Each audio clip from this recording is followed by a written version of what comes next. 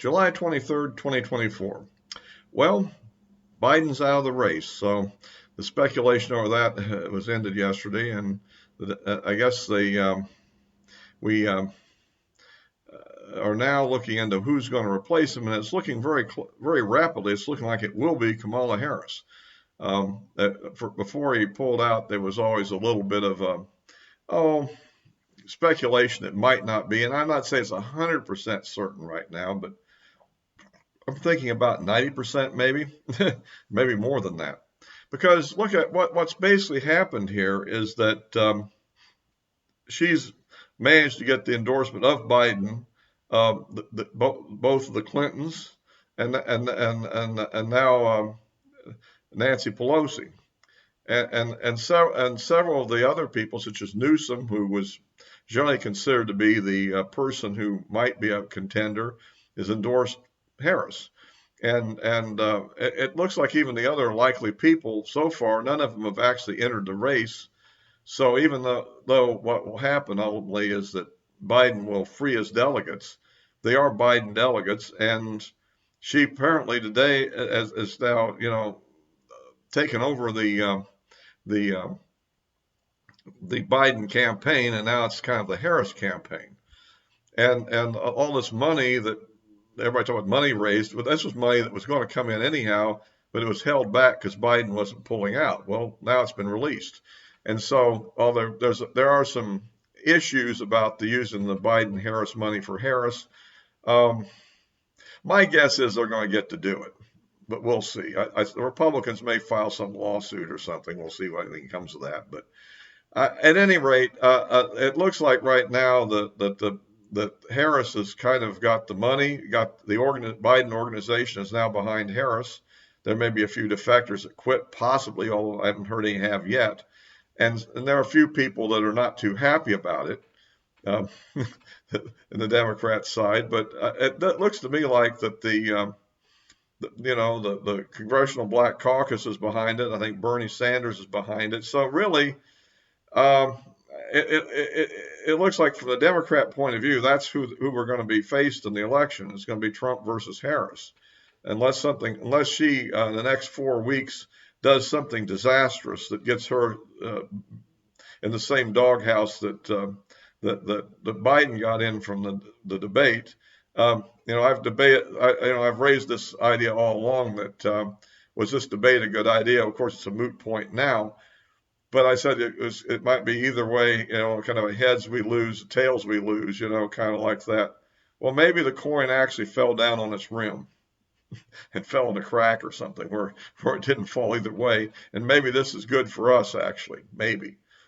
I tend to think that ultimately that Trump's in pretty good position against Harris. However, we'll have to wait and see how this all pans out. By the way, if you like these videos, please give me a like. Always helps with the algorithm. We're looking for more subscriptions as always. And if you're not a member on YouTube, you can, and are a member on Rumble, you can subscribe there. So, but yeah, this is the situation. Now, of course, there's a tendency to believe your own line, so to speak, or your own feelings. I mean, us on the Trump's team, we tend to look at Kamala as even a weaker figure in a lot of ways than Biden was. I mean, she giggles hysterically all the time, and she said even today when she was out in their little press conference, and you have the issue that it's how to put it. She's made so many silly comments. I mean, Russia's a big country next to Ukraine and not a smaller country. And I mean, all these kind of, you're sitting there looking at somebody like, this lady actually passed the bar exam in California, not just became attorney general, then senator. And I think basically if I was put out with a pedigree of being a Democrat and given a nomination in California, I would probably win. I mean, I think if you're a Democrat, you just win that out there. I mean, and somehow she was in with some of their power brokers in the state legislature, and made it. So if that's the situation, we'll have to see. But that's kind of our attitude. But I've seen some people that seem to think that this may reinvigorate the Democrats a little bit.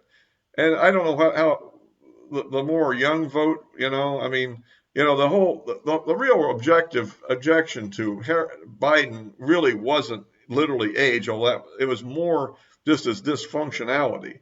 And I don't see the similar thing at all with Trump. I mean, he's not dysfunctional.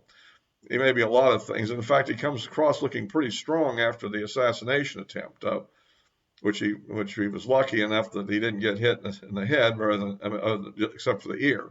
But and apparently, looking at that, apparently the bullet didn't even really go through the ear. It more like grazed the ear and took off some of the flesh, but didn't really destroy the structure, so to speak. So that's good. But my point is that we may be overconfident a little bit. I wouldn't let up on our seriousness about this race, because in a way, Harris probably will be able to remember her lines, unlike what Biden did in his debate. And there's always the problem of the man running against the woman issue. They always have that whole, is he treating her right? Is he being, what I'm saying. And Trump doesn't treat his opponents very much. However, he beat Hillary. So, however, we have the third party factor then, and we have now. I mean, as long as RFK Jr. remains in the race, probably we're in good shape. I hate to think what happens if he flips over and thinks that Kamala ought to be president. Or what if she offers RFK Jr. the vice presidency? These are hypotheticals. Probably won't happen. Generally speaking, they're looking at the idea that she'll pick some prominent figure in some of the swing states as VP. So, and there's several possibilities there. I mean, if they could, they're well, we just don't know what they're going to do yet, and it may be something that surprises us. So we'll just have to wait and see. But overall, I think it's kind of a weak candidacy, and it may well be that the Democrats have decided that. In fact, one idea occurs to me is one reason why people aren't jumping in to challenge her for this race is the fact that if they're looking at it like that, they're probably going to lose. So they're looking to be the vice presidential nominee, a ticket they think will lose, but they'll be able to go out and build some credibility nationally during the campaign. And their guess would be, and I think like a Democrat here for a second, as Republicans, conservatives, we look at it a little differently. But they're going to figure that after 4 years of Trump again, that the country will be ready for them back, right? That's what they're thinking. I'm pretty sure they think that way. They may be right, they may be wrong, but that's their opinion. So they may figure they'll be really well positioned then whoever gets that VP slot to be the Democrat nominee and a good chance of winning the election in 2028. So they want to get on that ticket. So they figure, well, if they run against her, they're probably not going to be on the ticket, maybe. And that may be what they're thinking. And there's always the racial politics of the Democrat Party. We don't get into all that, but that's a factor, of course. So anyhow, that's kind of my analysis for the moment. It looks like it's going to be Harris, and we'll see how that all goes. I mean, I think Trump has already called her dumb as a rock or something. I hope he doesn't really believe that, although it's hard to not believe it. But she did actually pass the bar exam out there, I mean. And I remember that she actually did a fairly credible debate against Pence. Although I think Pence won the debate, in my opinion. Of course, they always say that, but you have that whole problem, the man versus woman in a debate. That's always a problem you run into. So, well, what else do I want to get into here? Remember the time that guy invaded Hillary's space years ago? Anyhow, but so otherwise, I guess this Cheatle, the head of the Secret Service, was grilled before the House committee, and she did an abysmal job. The point that even the lead Democrat and several other Democrats in the committee agreed with the Republicans she should resign immediately. In fact, I think she took I can't say anything a little bit too far. I mean, she should have been prepared to address certain things, and what she could have done, I would think, would have been something on the lines of, you know, not simply say I can't say anything about it, but to do something on the order of like, well, you could say, our tentative result is such and such, but there's still an ongoing investigation, say by the FBI, and we're waiting for their final report to say something conclusively. But we believe it was like this, or we think it was like that, and we're still trying to get. There's going to be an independent investigation, and they'll be able to come up with a more firm conclusion. I would think something like that would be better than simply saying nothing, one thing after another. I mean, but then I hear she went on vacation between then and now. So if that's true, maybe she knows it's over with and she's just going in. I think she's been told by Mayorkas to stonewall, I think. So I don't think this is all her. I think that's what her superior has instructed her to do. So at any rate, we're still up in the air about a lot of the issues behind this event. I mean, we don't have an absolute count on how many shots were fired.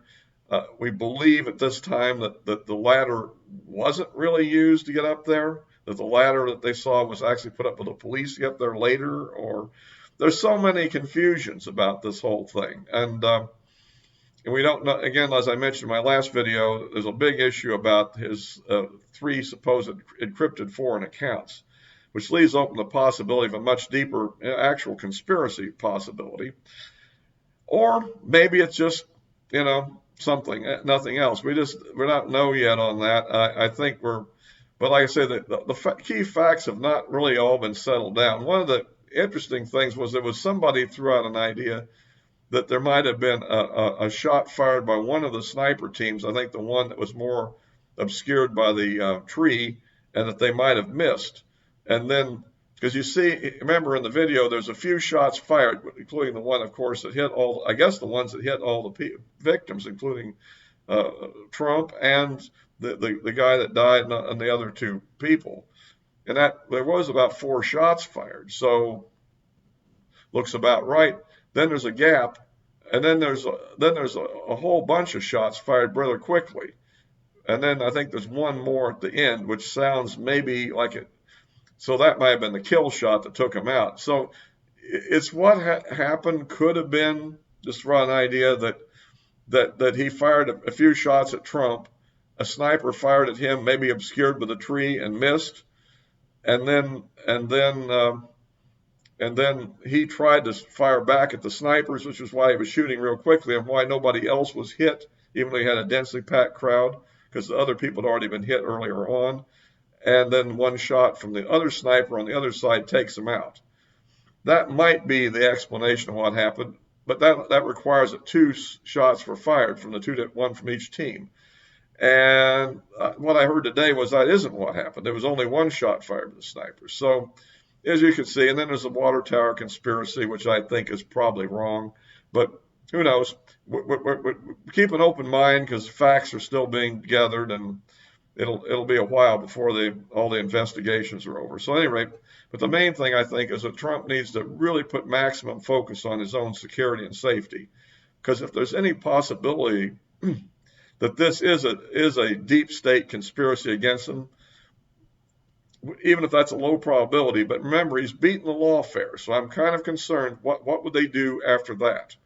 Look how far they've gone already for all these years, all those lies, all the false charges and everything, and now it seems to have all crumbled. But we don't know. So at any rate, we can hope for the best here, and like I said, everybody keep them in your prayers, I guess. So anyway, that's it for now. I'll be wrapping this up. I'll, of course, be posted both on YouTube and Rumble, as always. And you can follow my comments on my social media accounts, particularly on X. I'm fairly active from time to time, posting what I think in more real time there. So all for now.